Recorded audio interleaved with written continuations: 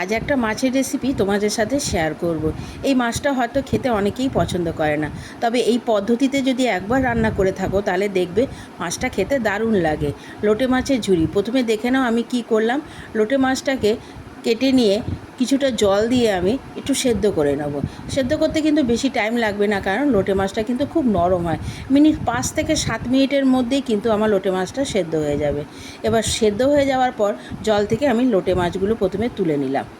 মাছের মাঝখানে একটা কাঁটা থাকে নরম, সেই কাঁটাটা আমি মাছের থেকে বার করে নেব। মাছগুলো যদি গোটা থাকে তাহলে কিন্তু বার করতে খুব সুবিধা হয়। আমার মাছগুলো কিন্তু এখানে মাঝখান থেকে কাটা ছিল, তাই আমি বার করতে একটু অসুবিধা হয়েছে। তোমরা কিন্তু মাছগুলোকে কাটবে না, এরকম গোটা গোটা রেখেই সেদ্ধ করবে। দেখো আমার সম্পূর্ণ মাছ বেরিয়ে গেছে। মাঝখানের কাঁটাটা কিন্তু আমি সব কটা মাছ থেকে বার করে নিয়েছি।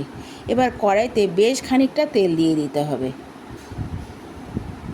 তেলটা গরম হলে আমি একটা বড় সাইজের পেঁয়াজ কুচিয়ে ভেজে নেব। তোমরাও ঠিক এইভাবেই কিন্তু রান্নাটা করবে।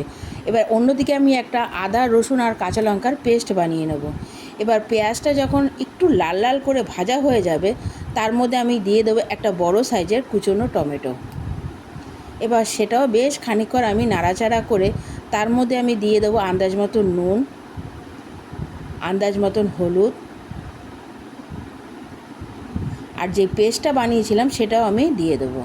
এই মাছটা করতে কিন্তু বেশিক্ষণ টাইম লাগে না, জলেরও প্রয়োজন হয় না।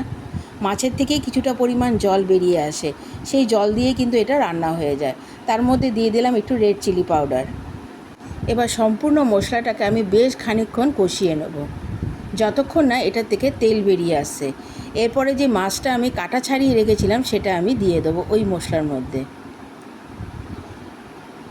এটা করতে আর বেশিক্ষণ টাইম লাগবে না আমার রেসিপিটা কিন্তু তোমরা অবশ্যই একবার ট্রাই করো, আর আমাকে বলো রেসিপিটা কেমন লাগলো খেতে।